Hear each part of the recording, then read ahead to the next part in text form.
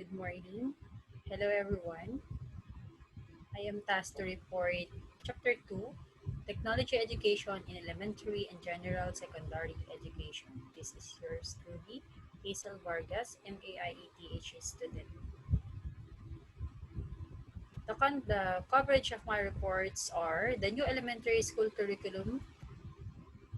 We have home economics and livelihood education. The components of livelihood education, and these are home economics, agricultural arts, fishery arts, and other technologies. I will also be reporting all about technology and secondary education, the general technology education component, practical arts, technology, and home economics, and the new curriculum, which is the K to 12 curriculum with the 6 years of primary education, 4 years of junior high school, and 2 years of senior high school. First, we will talk about the new elementary school curriculum. Under the new elementary school curriculum, general technology education is not intended to prepare people for employment. It is designed to enhance technological literacy and general knowledge to find satisfaction in everyday life and perform responsibilities as citizen. The new elementary school curriculum was designed to carry out the objectives of the educational system as mandated by the Education Act of 1982. The MEEC Order Number 6 Series of 1982, the new elementary school curriculum, aims to attain aims for the learner to attain his potential as a human being, enhance the range and quality of individual and group participation, acquired essential educational foundation of his development into a versatile and productive citizen. Thus, it was designed to enhance development of the child as a human person, as a citizen, and as productive agent of our community.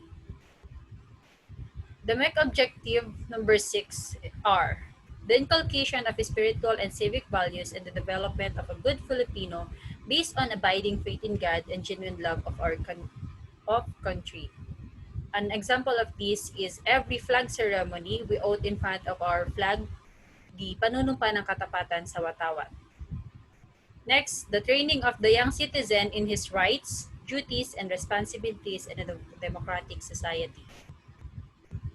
Another objective of MEC is the development of basic understanding about Philippine culture, tradition, and virtues.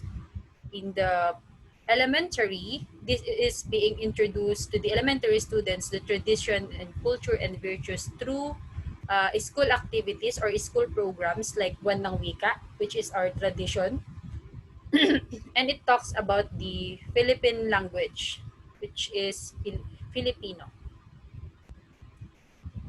Teaching of basic health knowledge, it is inculcated actually in all subjects in elementary.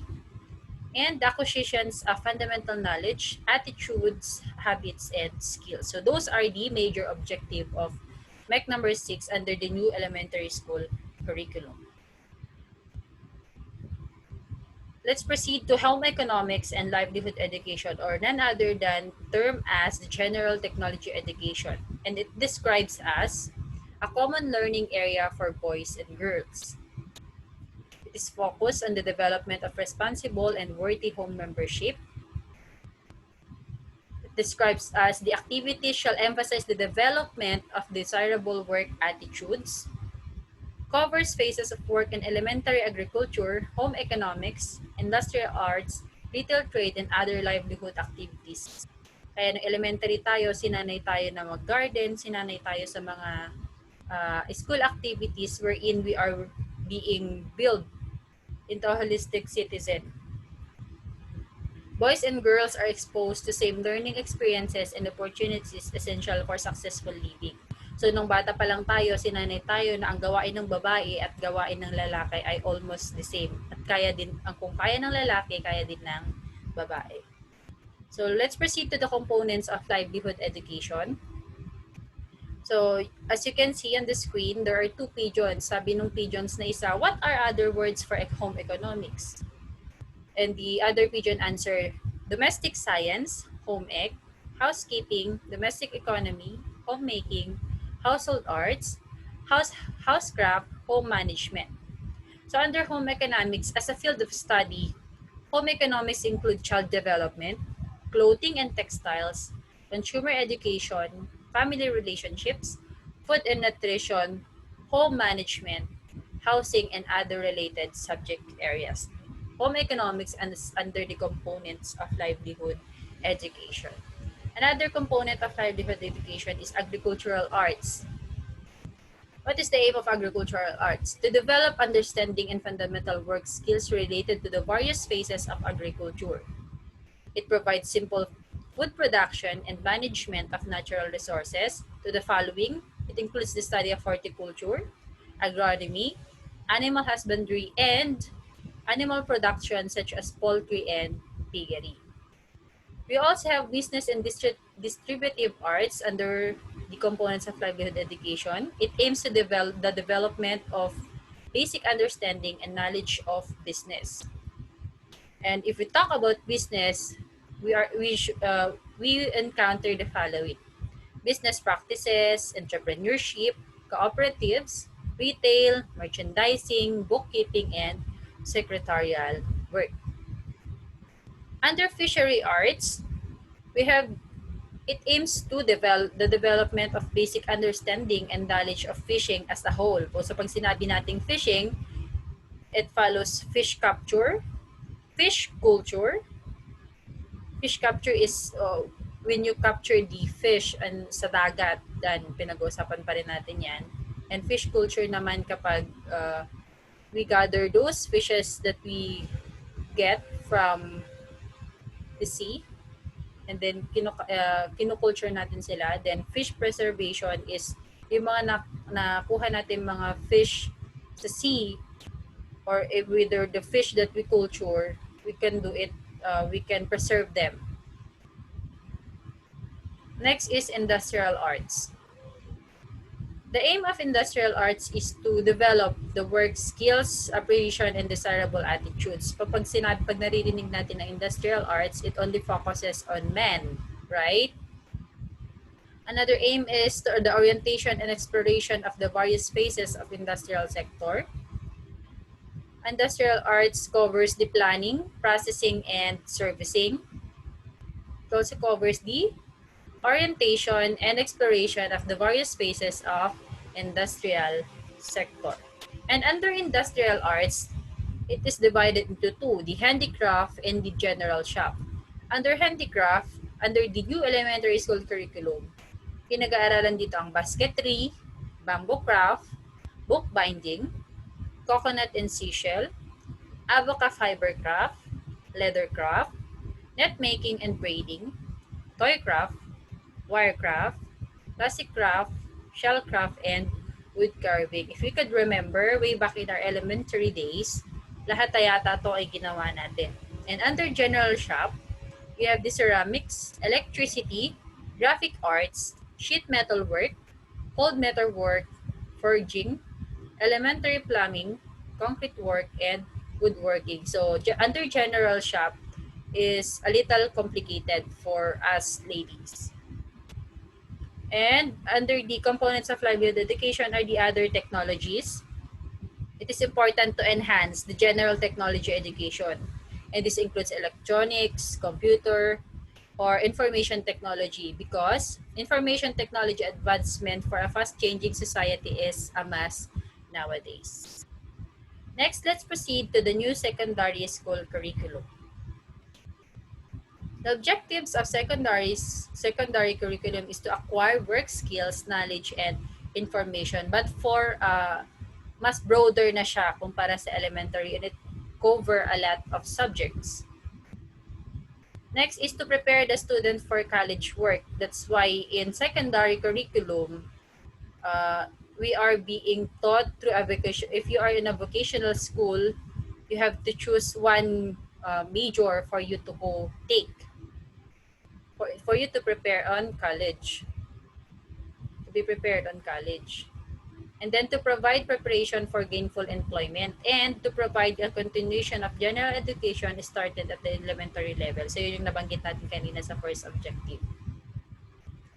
Under the new secondary curriculum, we call the general education component as the practical arts or other term as practical arts.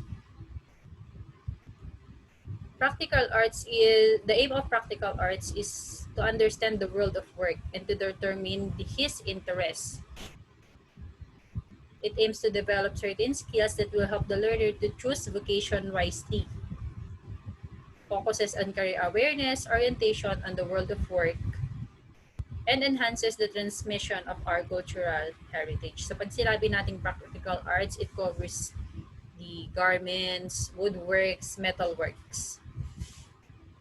The objective of practical arts are it contribute to the industrial intelligence and understanding through information, observation, and study of working. So kapag nasa high school tayo before the old we are talking about the old curriculum. Meron tayo sa grade 7, meron tayong tinatawag na mga courses na kailangan nating pagdaanan, I mean major. Kailangan pagdaanan like cosmetology for girls, garments, and boys sa masonry, carpentry, electronics, electricity. So that's the objective of practical arts. We must be, and through information and observation, doon tayo makakapamili later on kung ano yung magiging major natin pagdating natin ng second year high school. That for the old curriculum. If we are talking about the old curriculum. Next objective of practical arts is to satisfy the urge to manipulate, create, beautify, and express through purposeful activity of one's idea on how to meet felt needs. And pagdating ng second year, hindi na lang natin basta na-observe, ginagawa na natin, minamanipulate na natin yung mga tools and materials involved in our major. That's how practical arts works. Next is inculcate worthy personal traits and attitudes such as industriousness, initiative, resourcefulness, independence, accuracy, economy, and cooperativeness. Develop consumer knowledge relating to the selection, care, and effective use of products. Next, we will talk about the K-12 curriculum. So yung mga nabanggit natin under the new elementary school curriculum and secondary curriculum, those are the old curriculum.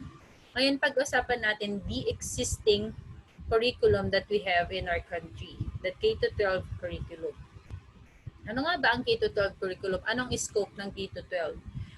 The scope of K-12 is grade 1 to 10. So, students in grades 1 to 10 will experience an enhanced context-based and spiral progression learning curriculum with the following subjects. So, grade 1 to 10. But before grades 1 to 10, always remember, dadaan sa kindergarten ang bata. So, the following subjects that being taught in grade 1 to 10 are MTB, Filipino, English, Math, Science, AP, ESP, Music and Arts, PE and Health, EPP, and TLE. So, by spiral progression, lahat ng to ay naaaral ng bata magmula grade 1 hanggang grade 10. Another scope of the K-12 curriculum, which is the senior high school, each student in senior high school can choose among the 3 tracks: academic, technical vocational livelihood, and sports and arts. The academic track includes 3 strands: Business Accountancy Management or BAM, Humanities Education, Social Sciences or HUMS, and Science and Technology. Science and Technology, Engineering, and Mathematics, or in short, STEM. Thank you for listening. That is the coverage of my report. God bless everyone.